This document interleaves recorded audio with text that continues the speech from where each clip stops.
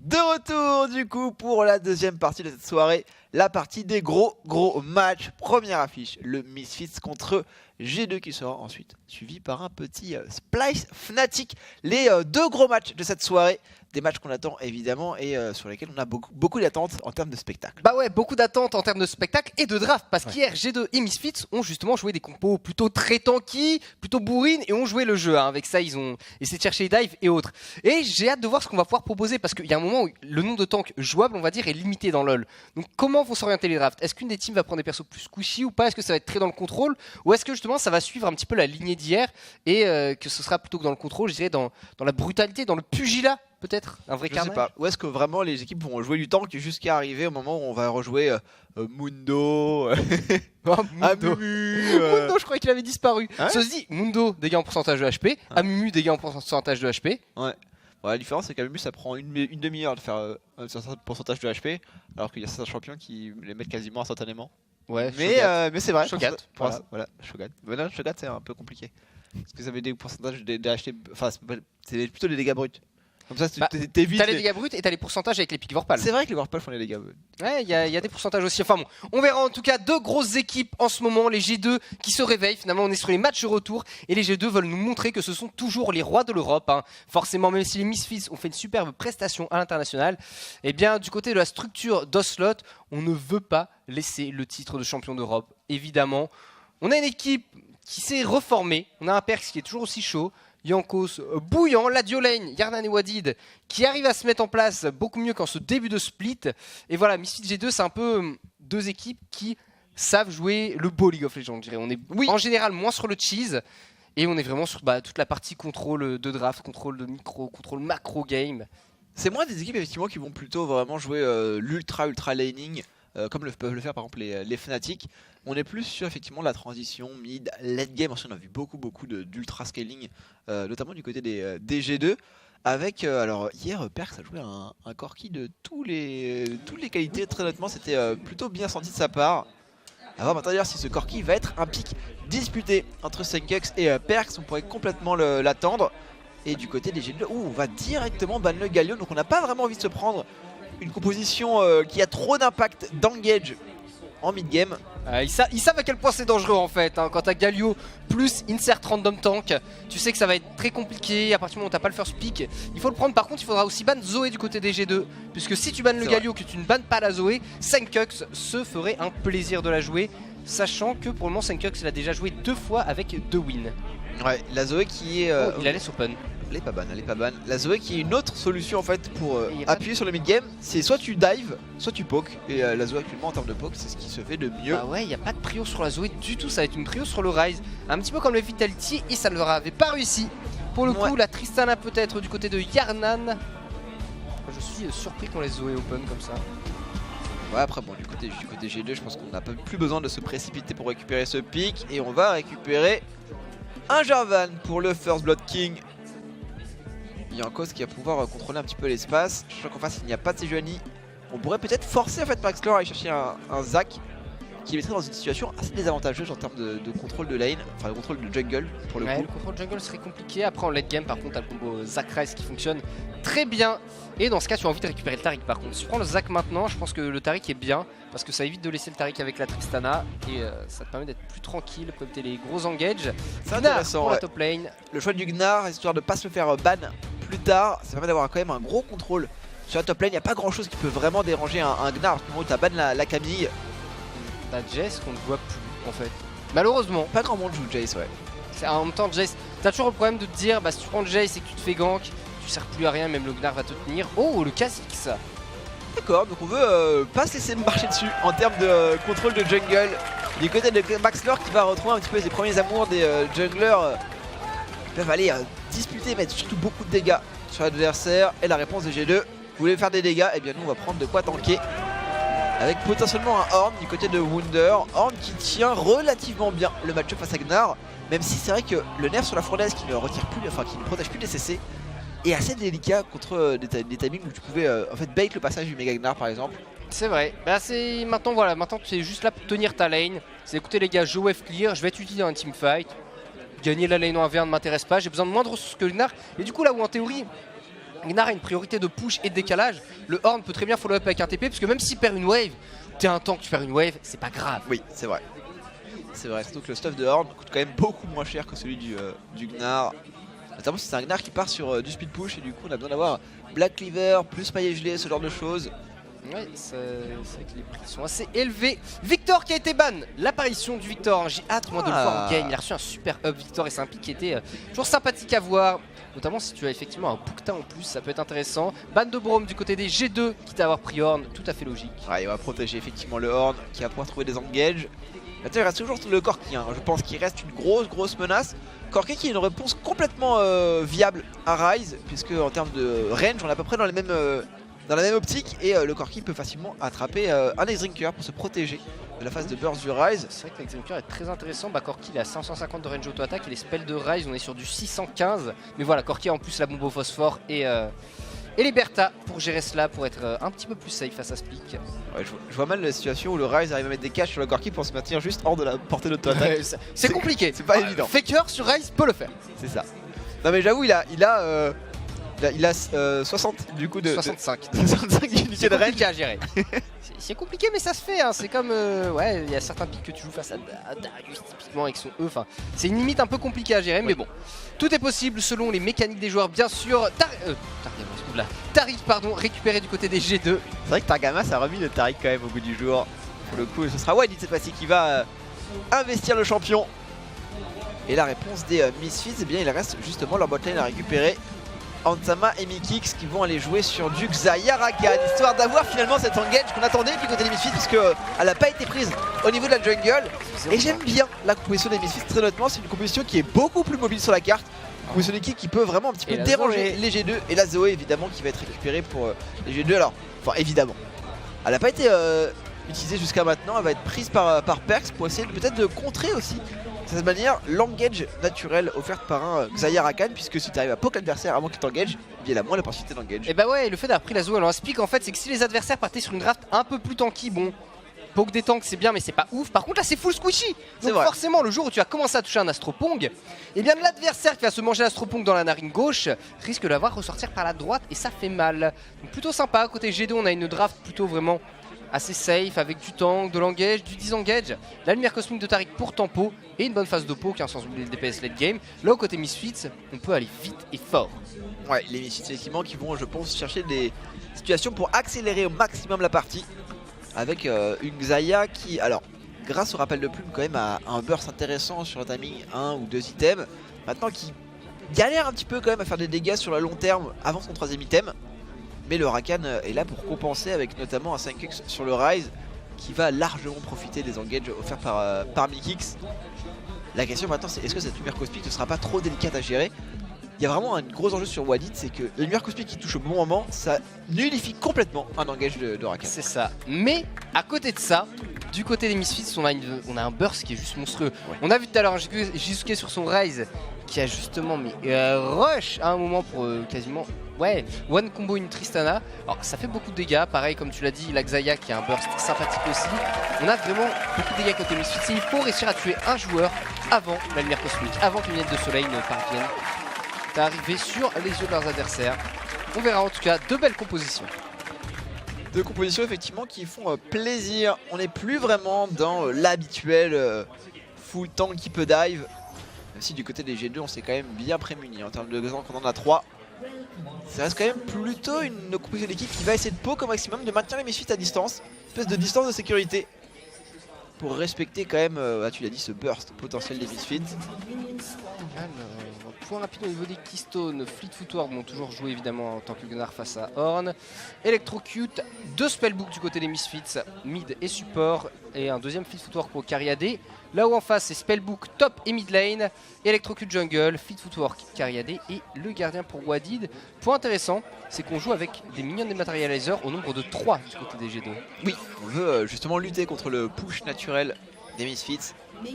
Là où pour les Misfits c'est bien, il y a 2 stopwatch et un dématérialiseur au niveau de la mid lane pour 5x.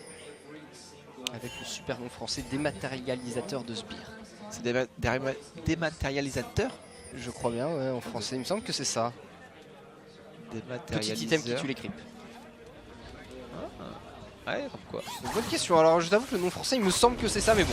Oui, ça doit être ça. Je les clés, quelqu'un dans le chat n'aura pas si c'est Zater ou Zer. la réponse.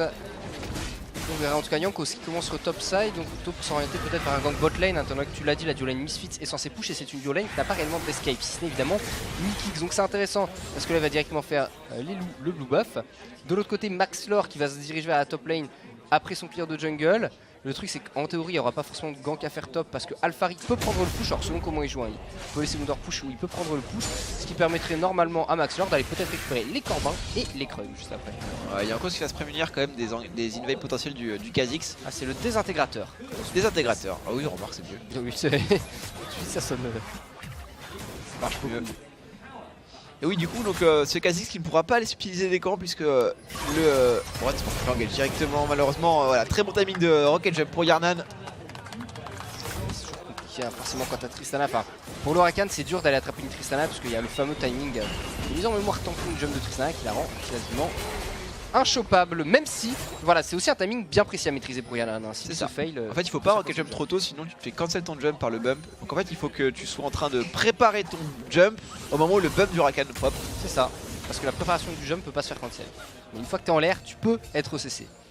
Bref, un peu particulier, Yankos qui revient après son blue buff récupérer ses Corbins histoire d'éviter que Maxlor puisse en étant sur le top side de la map aller les faire juste après et lui s'utiliser, donc vraiment on essaie de sécuriser les camps. Le jumper assez intelligent, le jump une fois encore de Yarnan. A chaque fois se dit Yarnan il prend quelques dégâts. Il se fait poke, effectivement, il se fait poke par Ansama. Et la Xera qui en profite complètement et Yankos qui va aller simplement récupérer ses golems. On a eu quand même la vision hein, positionnée par Maxlor, du coup on a l'information sur le décalage du jungler G2. Maxlor qui va aussi prendre la vision sur les wards. On note leur position et on va essayer je pense maintenant de se faufiler dans la jungle adverse. Ils ont besoin les Misfits quand même de prendre un avantage assez tôt dans la partie, justement pour mettre en place l'engage proposé par le Xayah Rakan. Parce que sinon en fait du côté des G2 on peut juste se permettre de rester sous tour, de wave clear plus ou moins efficacement avec la Zoé et la Tristana, ça devrait suffire quand même pour aller sur des vagues de sbires. Clairement ils ont ce qu'il faut. Ils ont ce qu'il faut à ce niveau là, mais le teamplay global des G2 est assez impressionnant parce qu'à la base on a pu se dire qu'il y avait un gank botlane de prévu par Yankos sur la duo lane Misfits. Et en fait le problème c'est que s'il avait fait ça il aurait perdu sa jungle topside, du coup profiter de la perdre. Il y a eu un push forcé de la part de la duo lane G2 avec Luminum Materializer, d'où aussi les engages qu'ont pu faire Ansama et Mythix hein. Et ils ont push forcé, ce qui a permis à Yankos du coup qui lui a évité de devoir gank botlane, lui a permis de conserver sa jungle topside.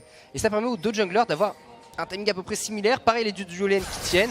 On a pris quelques dégâts côté Yarnan Wadi, mais bon, pas de soucis, ça sur l'engage sur Wadi, très bon Juka par contre, la part Wadi qui peut trouver peut-être le stun.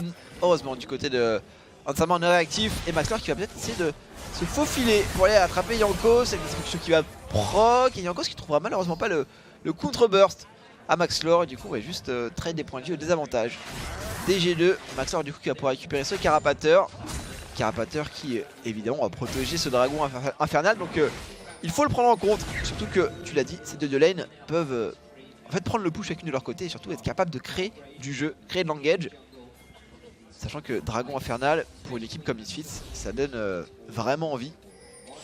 Quand tu rush le jeu comme ça, parce que Maxlor pour l'instant alors il a un très bon contrôle de jungle, il invade Yankos, il essaie de mettre beaucoup de pression, mais arrive le moment de la game où Kha'Zix c'est super dur à utiliser correctement en fait. Si t'as pas d'avance, tu veux rentrer dans le fight, ok tu vas te faire choper par les tanks adverses, par le Taric qui va défendre ses mates, enfin Zoé et Tristana c'est quand même assez safe en théorie.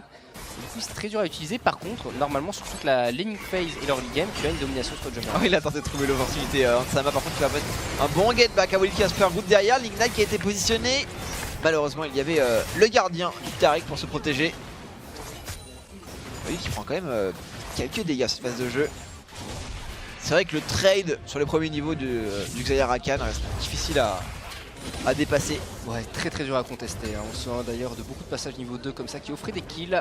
Les deux TP sur la top lane, c'est similaire vraiment, hein. C'est bien joué de la part des deux top laners, les timings sont identiques. Et au niveau des stats, Perkz a des meilleures stats hein, tout de même que Senkug. Après Perkz reste quand même un des gros mid laners de la scène européenne. Ouais, c'est que ça a eu du mal à vraiment s'exprimer en ce début de saison. C'est peut-être le joueur d'ailleurs qui a eu le plus de difficultés chez les Misfits. Ouais, effectivement. Là où Perkz, bon ça reste pas Perkz, hein. Ça reste un des référents de la mid lane européenne. En tout cas ces dernières années. Depuis que PK a disparu, il ne reste plus que Perkz. C'est vrai. POE qui avait fait une super saison l'année dernière aussi. Il y a comme beaucoup de gros oui, PO. Après PO il est plus en Europe. Et non, il a disparu. Enfin il a disparu non. Il est parti chez les Optic Gaming accompagné la Jab. C'est pas grave, on a la nouvelle scène hein, des mid laners européens qui arrivent. On pense évidemment à Jisuke qui fait une très très belle début de saison. Jisuke est impressionnant. Impérial pour le moment, même si voilà les Vitality pardon. Et bien depuis 2 jours, ce n'est plus ça exactement. On verra s'ils arrivent à relever la tête, puisque nous ne sommes plus qu'à 2 games en fait de la qualification en playoff, mais il faut les gagner ces games. Et le contrôleur, on va passer au niveau 6 hein, du côté de Maxlor. Donc évidemment on va connaître maintenant sur les Kha'Zix. Amélioration du camouflage pour pouvoir se balader beaucoup plus facilement et beaucoup plus rapidement sur la carte. D'ailleurs il y a un gros trou noir la division du côté des GG. Est-ce qu'on pourrait pas aller chercher quelque chose? Maxlor, l'ultimate qui est mis en place, le flash in sur cette Zoé. Très bonne stopwatch, flash up de Perkz, ça ne devrait pas suffire a priori l'ignite pour empêcher Maxlor d'aller chercher le dive. Et Perkz aussi s'en sort, ça lui aura coûté la stopwatch et le flash. Mais il restera en vie. Le millénaire des G2. Maxlor, le flashing qui paraît un petit peu, je sais pas, un peu présomptueux parce qu'avant des follow-up vraiment qui est les 3 et 5 on est déjà de flash, c'est un petit peu compliqué mais bon. Pas bien gênant, attention par contre au niveau de la bot lane hein, parce que Yarnan se fait outfarm pour le moment, c'est normal. C'est Xayah en face mais il faudrait pas non plus qu'il y ait trop d'écart qui se creusent. Wadid avec sa run de ADS justement pour maintenir la pression sur la ligne autant que possible et Jankos qui est obligé maintenant d'aller gank la bot lane. Ceci sa jungle topside est complètement clear donc aucun souci. L'agression, il va falloir désengager du côté des Misfits, le heal qui est mis en place, ça va qui va être obligé d'ultimate peut-être un peu tôt, ça va, il y a le flash pour se repositionner pour éviter le cataclysme de Jankos, c'est l'arrivée de la part de Maxlor, ce qu'on peut punir du côté des Misfits, c'est pas trop mal fait, l'arrivée de 5 qui va se faire intercepter et ce cataclysme qui va mener le jungler G2 à sa mort, le kill malheureusement sera récupéré par Mikix, mais voilà, first blood pour Misfits. Est-ce qu'on peut en plus récupérer quelque chose? Ce serait bien d'aller prendre notamment ce dragon infernal, sachant qu'il n'y a plus de smite en face. Ouais, il y a l'infernal à récupérer, le gromp adverse dans le cas échéant vraiment. Ah, attention Perkz ici qui prend encore une bonne phase de dégâts de la part de Maxlor. Là c'est du Trouble Bubble qui touche et c'est un kill pour Perkz. Par contre Perkz il va peut-être le payer de sa vie. Ouais, il va le payer complètement de sa vie. 5x qui va en plus récupérer ce red buff histoire d'avoir un petit peu de régénération sur sa lane. Il faut respecter les dégâts du Zoé mais il faut que la Zoé respecte le Rise bien sûr. La Zoé c'est très fort pour avancer vers les gens. Par contre, il s'agit de reculer, c'est beaucoup moins fort. Si tu recules et tu reviens, ah, dommage. C'est le petit moment de déception quand tu es Zoé, tu te prends pour le blanc, mais ça ne marche pas. On va le revoir. Cette tentative de la part des G2. Ah, mais ce get back en fait avec le décalage de 5x et de Maxlor a été super bien trouvé forcément côté G2, c'est compliqué. Jankos qui a toujours son flash de disponible. Hein. Mais bon, il va essayer son cataclysme. Est-ce qu'il aurait pu faire cataclysme tout flash instant? Ah, il a essayé de mettre une autre attaque peut-être. Avec un flash instant, ceci est peut-être encore à portée de 5x. Bon, il a préféré garder son summoner spell pour faire potentiellement quelques dents Dieu plus tard. Ça se justifie. On va revoir le pick-up sur Maxlor. Ouais. Il y a la 5x qui a juste à attendre. Voilà. Le retour de la Zoé. Sachant que Perkz n'a plus de flash, hein, on le rappelle, elle a été utilisée sur le gank précédent. On a tenté de dive peut-être sur Alphari, le Meganar qui était proc et la rotation des G2 qui quand même leur permettre de compenser un peu cette top lane. Malheureusement ils ne pourront pas prendre la tour cette vague de sbire. Ils peuvent la prendre sur la suivante peut-être si Maxlor ne trouve pas la solution pour défendre. Le combo out de Jankos il prend quand même pas mal de dégâts avec l'électrocution. La force oui qui va aller dans les mains des Misfits ici. 2300 gold d'avance, rapidement compensé par les G2. On est plus qu'à 1600 mais tout de même. Et le truc c'est que là la duo lane des Misfits va devoir absolument, enfin il y a ce dragon infernal à prendre, ils ont besoin de prendre le dragon infernal avant de faire un swap lane et d'aller top pour mettre la pression et sur la turret top et sur le Hiral. Il y a quand même un back de la part de Hansama, est-ce qu'ils auraient pas intérêt de le prendre? Donc ils veulent pas le rush forcément, ils veulent permettre à cette Xayah de récupérer le plus de farm possible, donc récupérer avec deux sbires qui vont s'écraser sous tour. Pour le moment c'est Alphari qui les prend, il va même pas les conserver pour la décarry. Finalement Hansama qui revient sur la mid lane. Et on perd un peu de temps du côté Misfits, rien de bien grave évidemment parce qu'on prendra quand même ce dragon infernal. Certes que la Zoé a pas de flash encore mais il revient bientôt hein, normalement. Donc là s'ils l'ont timé, soit il y a un gank tout de suite dans les 10 secondes, soit ça ne sert plus à grand chose effectivement. Sur la top lane, bon Alphari qui va tenir sans trop de soucis. Le truc c'est que là du coup du côté des Misfits on veut pas trade la tour bot, c'est assez surprenant effectivement. Ça va, ça ne touchera pas sur 5 Kux. On est quand même sur un Ryze qui est bien nourri. 1-0-1. Il a trouvé le phare dont il avait besoin. Et puis son séculaire se rapproche petit à petit. Pareil sur la bot lane. On est d'ailleurs sur un choix Zell rapidement du côté de Lansama. Donc il n'y a pas le rush faux spectral. On peut voir sur certaines Xayah. Ça va être un petit peu délayé en effet. Là, bot rang 2 Zell, un petit peu de mobilité supplémentaire. Ceci dit, face à des personnages à skill shot, tu peux potentiellement esquiver le combo de Jarvan. Une Sleepy Trouble Bubble ou un Astropunk de la Zoé, ne sait-on jamais, un Dazzle. Donc effectivement, là, on a de la mobilité du côté de ces Xayah. Et c'est un choix qui peut se justifier vu la draft adverse. Et puis c'est vrai que si on veut prendre du push, autant voir le static shift qui arrive rapidement. Pour essayer de compenser un petit peu le push quand même. Alors, il est ok le push des G2, mais il est pas non plus complètement insane. Pour l'instant, non. Effectivement, jusqu'à ce que Perks puisse, voilà, j'allais dire, ouais, jusqu'à ce qu'il puisse one-shot les Sbirkak, et bien c'est chose faite. Voilà, un Astropunk pour les Sbirkak, un Astropunk pour les casters. Et sur timing Morello. Là on a un bon timing hein, malgré tout sur Perks. Parce qu'il a un item de plus que son vis-à-vis. Enfin, il a complété un item lui. Ce qui n'est pas le cas du Ryze. Oh Maxlore, je crois qu'il a pas vu la ward en passant dessus. Ah. Et non, il l'a pas vu, il la laisse la ward les Misfits. Donc on a toujours une ward G2 hein, juste derrière les loups des Misfits. Maxlore toujours hein, qui rôde dans la jungle adverse. On abuse complètement du passif du camouflage amélioré de Kha'Zix. Je crois qu'on a pris toute la vision sur la jungle topside. On sait que le jungler adverse n'est pas là et on va essayer de récupérer ce carapateur. Alors attention parce qu'avec un Kha'Zix, c'est quand même assez long de faire le carapateur sans prendre trop de points de vie. Il va peut-être falloir qu'Alphari fasse le décalage. Après ça voudrait aussi dire qu'on donne l'information. Jankos, il va pas les check. Ah, quoique, Jankos, il y a le bulbe. Il a pas pensé à deny le bulbe Maxlore. Oh, il est pas dans le bon sens. Et du coup, c'est ce carapateur qui est récupéré. Très bon call des Misfits. Maxlore qui va pouvoir apporter du push de son équipe. Oh, Jankos qui doit tellement s'en vouloir.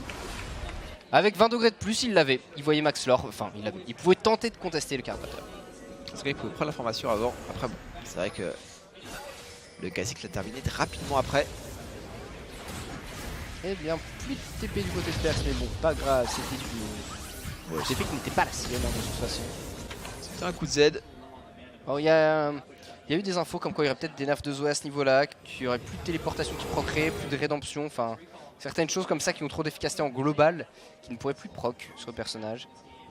Bah déjà, ils ont retiré l'Extec Gunblade. L'Extec Gunblade, ouais, qui était vraiment trop fort.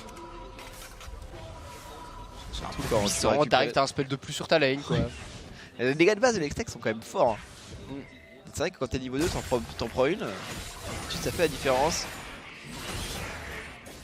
Ouais, effectivement, c'était tout à fait justifié. Abyssal en poche du côté de 5 Kux, on a Black Cleaver pour Alphari, donc Alphari maintenant sur son 1v1 qui est tranquille, hein, même si Woundor globalement il est pas là pour jouer en 1v1, c'est il arrive, il clear, il repart. Et d'ailleurs Woundor qui out de farm son opposant. Pas trop de soucis, le prochain objectif sera le prochain Infernal, mais il reste encore 3 minutes à peu près, 3 minutes 30 peut-être avant qu'il pop. Le côté Misfits pour le moment, eh bien, il n'y a pas grand chose à faire. Prendre le contrôle de la map, majoritairement. Il faut profiter de la force de leur compo. On a le Kha'Zix, Kha'Zix est très puissant en ce moment-là. Tu parlais tout à l'heure de l'amélioration de l'ultimate. Et du coup, il y a les Mobily Boots maintenant qui permettent de se balader de bouche en bouche sans être vu. Avec le Warrior, il y a des dégâts hein, du côté de Maxlore. Ça, c'est indéniable. On va attendre d'ailleurs juste derrière de prendre probablement le Draktar hein, qui devrait proc.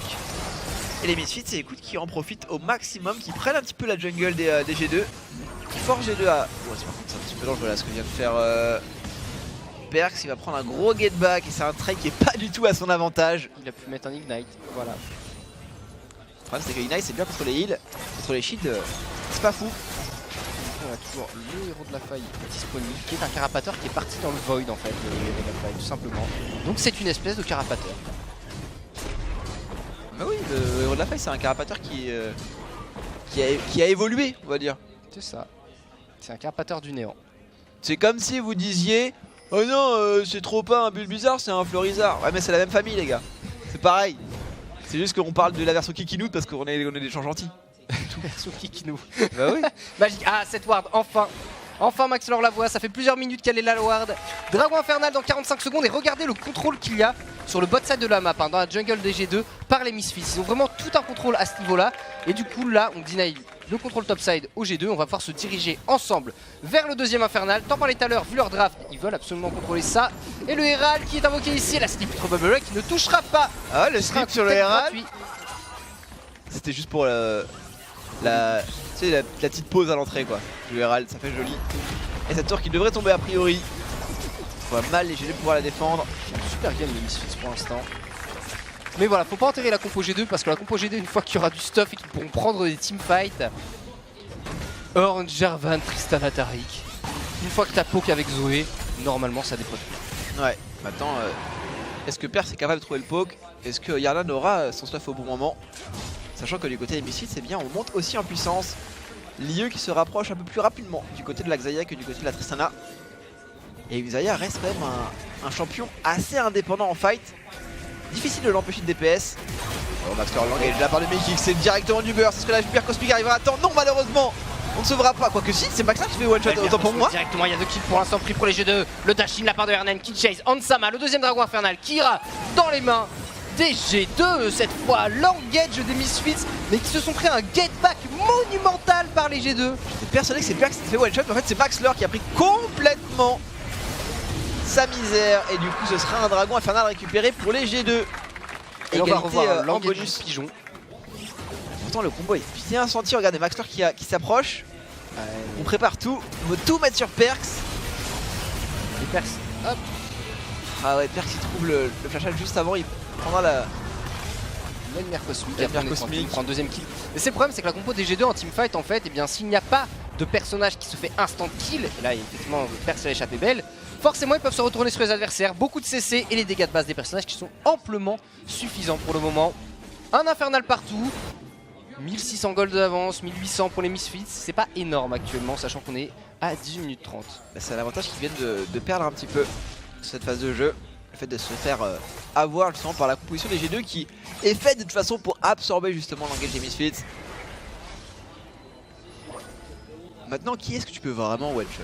Pour être tout à fait honnête sur les G2. Bah ouais, c'est Perks ou Yarnan que si t'arrives à les attraper quoi. Le problème c'est que Yarlan ça reste quand même très mobile. Ouais. Ça peut être plus facile pour la.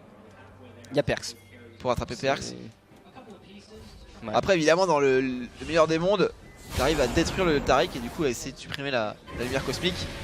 Faudra un Taric très mal placé, mais effectivement s'il n'y a pas de lumière cosmique après c'est un fight free. Après je pour pense les que. Misfits. Je suis pas sûr que les Misfits c'est le burst pour one shot un Taric, très honnêtement.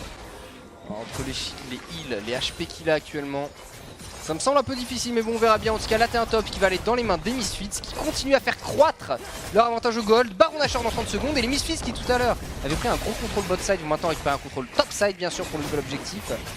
Oh, attention, Ça va, il reste quand même longtemps. Il va y L'ultimate qui est pas avoir trop mal positionné, mais il prend quand même pas mal de burst. Un stopwatch qui est utilisé, mais il est bloqué dans son cataclysme. Est-ce qu'il peut mettre suffisamment de dégâts? Ça va. Le retour de plus pour 10 engage. Et Perks arrivera un peu trop tard malheureusement.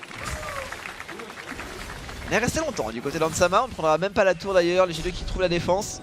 Plus de stopwatch pour le carré des Misfits. C'est compliqué hein, forcément parce que Jarvan est un très bon personnage face à Xayah justement pour ça. Lorsqu'elle elle peut être sous ultimate, si elle est dans le cataclysme, elle n'en réchappera pas. Un mur de 30 cm t'empêche de t'enfuir quand tu t'envoles Tech Tech. Oui. Pas de souci. Oh 5 il a pris la cible probable bubble 5 Oh il a mis trop tôt la cleanse et malheureusement il va tomber.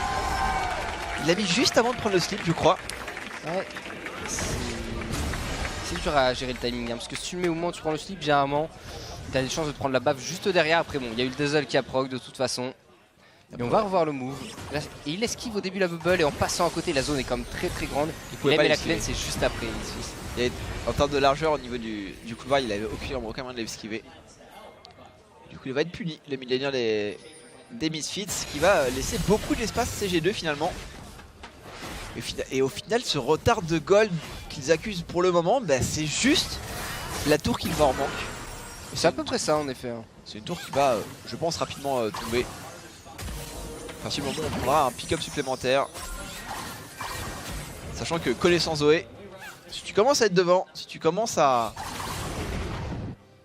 fait, à être en train de siège l'adversaire, et bien Zoé vraiment là révèle tout son potentiel. Bah, un des meilleurs persos pour siège de façon offensive. Effectivement, les coupes avec Caitlyn ça marche très bien aussi. On avait vu c'était les Afrix qui avaient Nidalee comme ça. Il avait fait un combo Nidalee Zoé qui était super efficace en l'occurrence. Mais bon, on verra. Exilé tout à l'heure qui nous a montré une Zoé du feu de Dieu.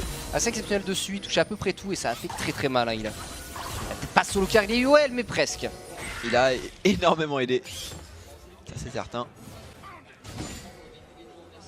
Alors, du côté des G2, on essaie de reprendre le contrôle au niveau du Baron Nashor. Hein. Forcément, il y a eu le back, Mikix qui est un peu loin, qui revient. Mikix qui a une téléportation ici. Les Misfits qui malheureusement forcés à partir sur Abyssal sur le Ryze ont un peu moins cette capacité à avoir un gros late du Ryze à base de séculaire. Ah, puis tant qu'il n'aura pas son Archangel, de toute façon, toute la quantité de mana accumulée par le Morellonomicon, par l'Abyssal et par l'Under DS, eh bien ne sert à rien quasiment, parce que les ratios en termes de mana sont certes existants, mais il a aussi besoin d'AP ce Ryze. Bah, je pense que aucune des équipes peut vraiment créer du jeu avant d'avoir au moins le troisième item sur le midlaner, enfin le deuxième item sur le midlaner, le troisième item sur l'AD carry. Mais l'avantage du côté des G2 c'est que pêcher à coup de sommeil, bah, ça leur coûte pas grand chose et on peut potentiellement prendre voilà, un kill, un peu d'argent ou prendre potentiellement un objectif neutre. Faire temporiser la game tout simplement en fait. Oui. Hein. Temporiser la game jusqu'à ce que cette Tristana ait assez de stuff et que les temps puissent être là pour faire le taf. Là Tristana a une grosse frontline et on sait que Tristana ça outrange mais complètement Zoé, t'arrives à 669 de range, semble-t-il à la fin. Bon bah Xayah tu te retrouves à 525 quoi. C'est assez limité forcément. Donc Yarnan devrait être plutôt tranquille, en plus ça on a un Taric qui pourrait y avoir un Ardent Sensor si nécessaire. On a le Jarvan avec son étendard, enfin Yarnan va être sur les chapeaux de roue, il aura juste à venir chercher les kills restants une fois que Perse aura fait un gros poke. Et Perse qui pour le moment le trouve plutôt bien son poke. Aucun problème pour le millénaire de G2. Ah, Misfits de trouver la solution. Misfits qui sont toujours devant avec un peu plus de 2000 gold d'avance. Mais passer les 20 minutes de jeu, 2000 gold c'est pas grand chose. Bah ouais là ça fait que 5% globalement des gold en plus. Surtout qu'on a une composition qui est aussi squishy et du coup qui a vraiment besoin d'avoir un gros avantage pour se permettre d'avancer. Ah c'est ça, 5% de gold face à des adversaires qui eux ont besoin de moins de gold que toi puisqu'il y a des tanks. Ça vaut pas énormément. Prochain dragon infernal qui pop dans 5 secondes tech. Les G2 sont d'ores et déjà en place et les Misfits savent qu'ils ne peuvent pas faire le contest et du coup on se dirige et on ping ce Baron Nashor du côté Misfits. Alors est-ce qu'on peut aller faire le Nashor suffisamment rapidement avant que les G2 détruisent ce troisième dragon infernal de la partie? A noter. Les Misfits là on va commencer à sentir un petit peu les difficultés de cette compo. C'est que si les G2 sont regroupés, et bien avec leur tank et leur CC c'est très difficile de les prendre en fight. Il faut jouer absolument sur la macro game, essayer de faire bouger les G2, se déplacer plus vite qu'eux. Et effectivement, hein, quand t'as du Lunar, du Kha'Zix, du Ryze même et autres Rakan, tu peux normalement. Mais il faut très bien gérer la phase de jeu, sachant que les G2 c'est comme une team très expérimentée qui devrait pas se laisser avoir. Ouais, il faudrait réussir à isoler un joueur hein, pour que notamment Master puisse vraiment intervenir. Oh, c'est pas trop mal. Cause peut-être qu'il va prendre beaucoup de dégâts. La meilleure tout de suite qui va proc. Attends, et on va disengage du côté des Misfits. Et qui se fait un petit peu poke. La fameuse Castor Curse, et les G2 ne devraient pas se faire avoir. Ah bah tiens. Ça va, la lumière cosmique tombe. Ça va, on arrive à survivre tout de même. Ça a coûté au final un ultimate de Mikix contre un ultimate de Taric. Et bon, le cataclysme de Yankos aussi. Ouais, 2 ult pour 1. Mais effectivement, pas de mort, pas de summoner spell, ce qui est déjà un très bon point pour les G2. Avec un infernal de plus, donc globalement l'écart de gold est inexistant ou alors à l'avantage G2 pour le moment. Un Horn qui va tanker de plus en plus, hein. On a la Warmog qui est en cours de construction, pareil du côté de Yankos. Et le troisième item qui va arriver doucement mais sûrement pour Yarnan, il n'y a pas besoin de se presser. Kix, il n'ose pas lâcher pour cette ward. Il n'est pas encore là, Xayah à côté de lui pour trouver un disengage. Maintenant on va pouvoir y aller. Alphari qui défend toujours et encore cette première tour au niveau de la bot lane. On va la garder, il a la téléportation de Hop en plus Alphari. Il gagne le speed push face à Wunder. Et le point intéressant c'est Alphari qui a repris le home adaptatif, en fait ça va réduire drastiquement les dégâts de fusée de Wunder. Ouais, et les mêmes réactions pour Alphari. Enfin pour Wunder plutôt. Pour lutter un petit peu contre les dégâts. Je crois que malheureusement pas la TP qui sera directement touchée par Mikix. Ah, Wadid est en vie! Wadid est vivant! C'est dommage pour les Misfits, effectivement les G2 qui réussissent à prendre un kill. C'est Yankos qui continue d'enchaîner. Perse qui place pas mal de dégâts. Le flash de Yarnan, est-ce qu'on peut trouver peut-être un reset pour Yanan, Rocket Jump in, non, on n'ira pas chercher le Gnar, le seul qui touchera sur Hansama. Oh, ça peut se faire punir ça. Pour Hansama, l'ultimate un peu tôt, peut-être le slip qui va toucher, flash out de Hansama. Et Perk qui va pas le sniper malheureusement, Mikix qui va devoir le défendre comme il peut. Mikix, cette cover, il vient de faire une phase de jeu Mikix qui est tout simplement exceptionnelle. Ils ont voulu tuer Wadi, tu parlais du fait de tuer le Taric, pas qu'il y ait l'humeur cosmique, bon là le CD n'était pas up. Mais c'était bien tenté de la part des Misfits, hein, notamment cette TP de Mikix pour engage. En étant aussi squishy, faire une TP in comme ça, c'est très très dangereux. Surtout qu'au moment où il apparaît, du coup il prend le slip, il a le temps de mettre ses contrôles avant de se faire endormir. Et il survit. Et il survit derrière. Mais Wadid aussi. Malheureusement. C'est vrai que Mikix a quand même fait un très très gros teamfight. Pas suffisamment pour permettre, enfin pour empêcher les G2 de prendre ce Nashor. Et G2 qui maintenant peut aller prendre toutes ces tours qu'ils n'ont pas réussi à récupérer. Notamment cette tour botlane qui pose quand même un problème. Parce que ça empêche Wunder de la positionner de manière trop agressive sur la carte. Il a pas mal Wadid ici. Il a survécu Wadid, il a son flash de up. Et là le problème c'est le counter engage. On l'avait dit, hein, côté G2 on peut punir de toute façon avec les tanks, il y a beaucoup de CC, on l'a vu. Cet appel du dieu de la forge de la part de Wunder qui met les Misfits complètement dans la mélasse. Ouais, il a fait mal Wunder. Et là la défense de Mikix une fois encore, hein, parce que Hansama il se fait catch. Il se fait catch, il utilise l'ultimate, il se débrouille tant bien que mal. Et Mikix qui héroïquement je dirais réussit à le sauver. Ouais, au péril de sa vie. C'est aussi ça le travail du support. Tout donner pour protéger ses carries. Au péril de sa vie, mais il a même survécu en plus. Oui, Il a offert son corps et il réussit à rester vivant. Le karma, comme on dit. Tu en cause, l'engage peut-être sur 5 qui n'a plus. Ah si, il a son flash, autant pour moi. Yankos qui va prendre beaucoup de dégâts. Yankos qui va se faire one shot avant que la lumière cosmique ne touche malheureusement. Est-ce qu'on peut trouver les dégâts du côté de Yarnan? C'est un peu compliqué, on arrive à trouver quand même un proc de static shield sur tout le monde. Alphari, le méga Gnar qui arrive bientôt. On a le flash de disponible, donc il y a toujours un move potentiel hein, pour les Misfits si nécessaire. On prend un kill, on temporise ce Nashor. Par contre la T2 mid devrait tomber dans les mains de G2 qui devrait du coup reprendre l'ascendant au gold, sachant qu'ils sont deux infernos, c'est à ne pas oublier. Ouais, des infernos contre 1. Avantage G2, la défense à la part des Misfits avec l'ultimate du Watts par contre.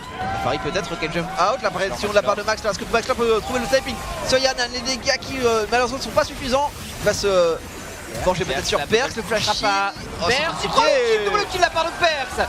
Il ne pourra pas s'échapper Perks, mais tout de même, belle prestation pour l'instant là, c'est Hansama qui récupère le kill sur mid laner G2. Une tourelle.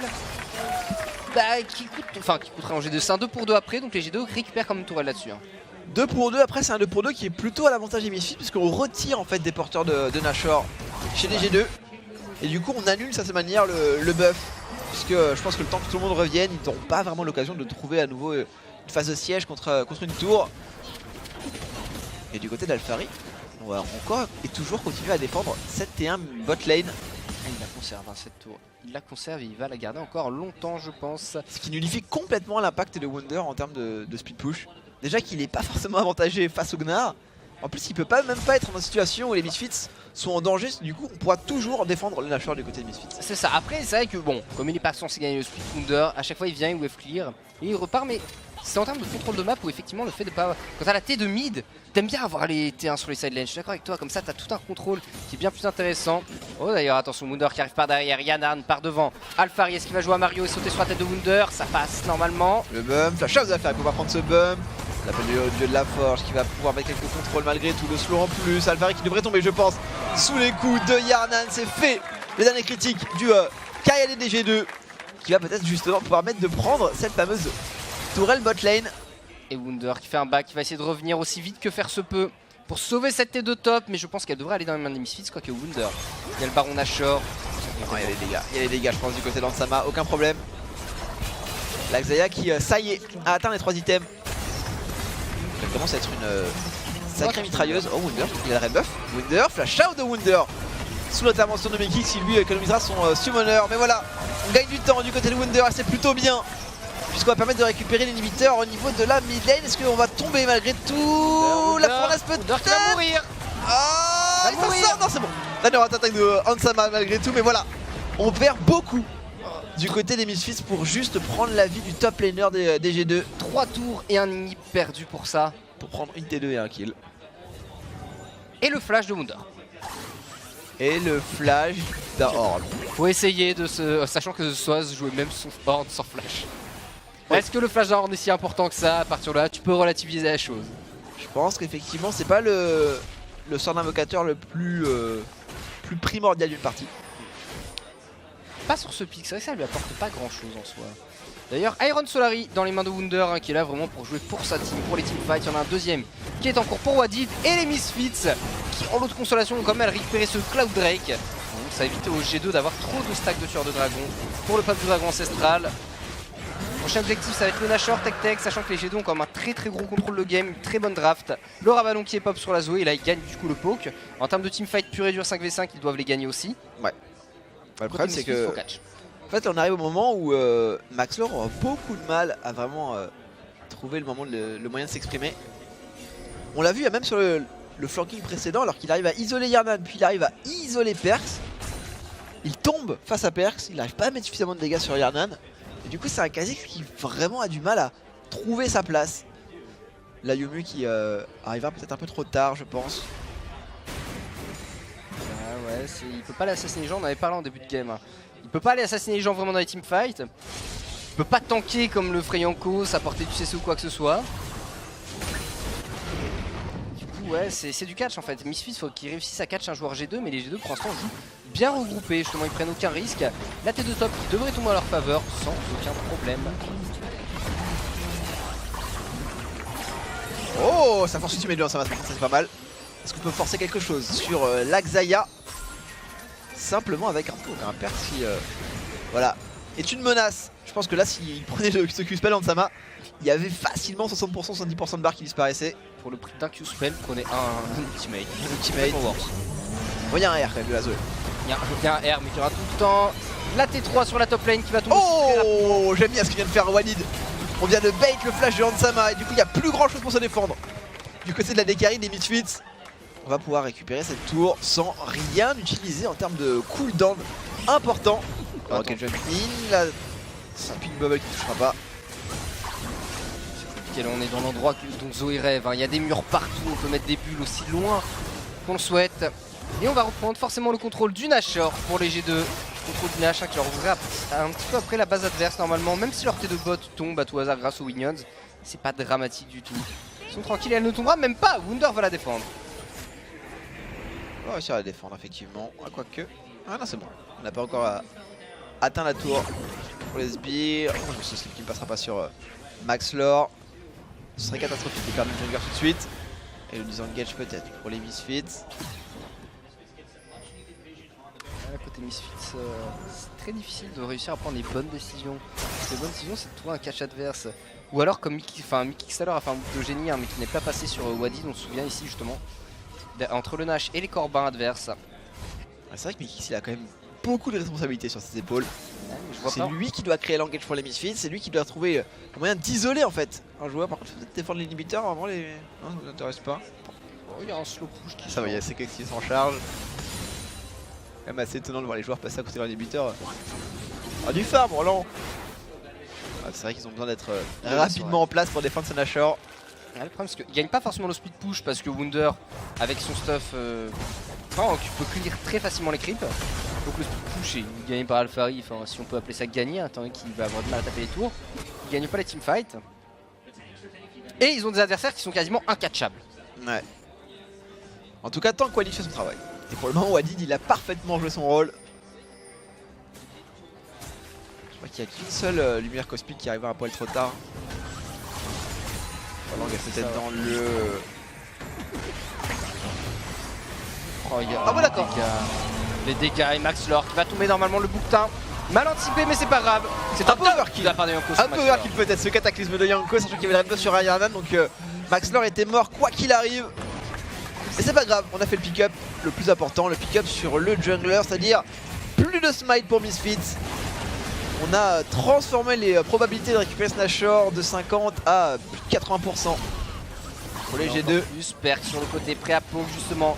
La slip probable qui ne touchera pas. 5 attention les deux qui ne touchera pas. Le prochain apport de 5 sur l'engage. De Mickey, la lumière cosmique. De Wadid de retour dans la mêlée. Mickey, il n'y a plus beaucoup d'âge, mais on va essayer de reculer un petit peu. Je connais les Misfits, c'est du kiting de la part de 5 qui est proposé. Alphari, le méga il pourra pas trouver l'engage malheureusement. Et c'est là où oh la Sleeping Bubble qui touche. Est-ce qu'on peut aller chercher quelque chose, peut-être l'ultimate de la part de 5 on va essayer de tout remettre sur Perkz qui va trouver le flash pour se positionner vers son équipe et ce sera du coup 2 kills récupérés par les Misfits, peut-être probablement 3 avec Ansama qui aura du mal à disengage sur Yarnan qui va trouver le shutdown. Et c'est la game Tech ça, c'est la game. 5 tucks c'est Maxlor, ne prend pas de faute. Oh Yarnan, Yarnan les jumping à tout bout de champ. Bon bah voilà, Maxlor il se dit que faire les corbins à ce moment de la partie c'est peut-être la seule chose qu'il peut prendre de façon positive. On va essayer de empêcher les vagues de Spear d'approcher, mais je pense que là du côté des G2 on peut même juste tanker les tours en fait. Aucun problème. Très belle game des G2 qui ont énormément temporisé les Misfits. Hein. Les côtés Misfits, la draft était tellement dur à jouer, c'est soit ils avaient vraiment un avantage ultra énorme, soit eh bien ils perdaient. Face au G2, c'était un peu compliqué de partir sur une draft comme ça. C'est vrai, sans les tanks. Surtout quand tu joues un Kha'Zix, c'est un champion qui effectivement apporte quand même des choses très intéressantes en début de partie, parce que c'est un bon contrôle de jungle. Mais plus tard, passer le mid-game, au moment où tout le monde arrive à se regrouper, eh bien c'est un champion qui fait quasiment plus de dégâts. Je veux dire, autant avoir un Rengar dans ce genre de situation, au moins tu peux essayer de contrôler un petit peu le positionnement de l'adversaire grâce au enchasse.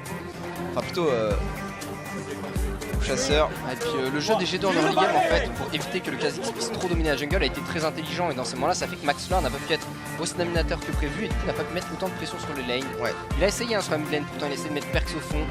Et ça a été super bien joué de la part des G2 qui voilà, reprennent le playstyle G2, c'est hop, on lock la game complètement, on prend pas trop de risques. Et une fois qu'on a de l'avance par contre, bien on ose forcer Yarnan qui a fait beaucoup de jump in à la fin. Mais voilà, il savait que c'était assez simple à mettre en place. Bon, à partir du moment où tes critiques mettent des mid-bars sur la jungler adverse, c'est sûr que tu peux te permettre d'aller jump in. C'est ça. C'est garanti. Oh attends, ce qui fait que les Vitality sont à 7-3, les G2 passent à 7-3 aussi, les Misfits à 5-5 et ils rejoignent les Giants à 5-5. Actuellement on a Fnatic, donc Vitality et G2 à égalité en première place, Fnatic en deuxième place, suivi de près et bien par les Splice, et ensuite par les Giants et Misfits. Qui de Fnatic ou de Splice gagnera la prochaine game technique? On verra parce que si Fnatic gagne, on aura 3 équipes à égalité à la première place et ensuite 3 équipes pour la deuxième place globalement. On aura effectivement 3 équipes à 5-5 et 3 équipes à 7-3 qui illustrent plutôt bien, je trouve, le niveau assez équilibré de ces LCS Europe. On a quelques équipes de bas de tableau, mais il y a quand même un gros peloton de tête qui permet d'aller créer du spectacle, des games disputés. Ouais. Après ceci, voilà. Au niveau des pronostics de la prochaine game, on n'est pas tous d'accord chez OG, on vous en parlera un petit peu plus après, mais moi typiquement je vais Fnatic gagner par rapport à Splice. Ouais, après on a des grandes attentes envers les Splice qui semblent particulièrement en forme, et évidemment KZ au Broduke. Oui, ça joue, c'est sûr. Bien sûr, ceci dit, Duke n'était pas là hier, les Splice ont gagné. Coïncidence? Je ne pense pas. Non, Duke en plus avait dit qu'il avait beaucoup préparé le match d'hier. Lui-même, il a été là pour la préparation du match d'hier. Et ils l'ont gagné, du coup, c'est quand même une bonne nouvelle pour les Splice qui ont montré un très très gros niveau de jeu. Ouais, c'est pour ça qu'on attend vraiment cette rencontre entre Splice et Fnatic qui, je l'espère, sera explosive dans le plus pur style Fnatic avec des Splice qui auront, à mon avis, du répondant. Ce sera après une petite pause sur Eurogaming. A tout de suite.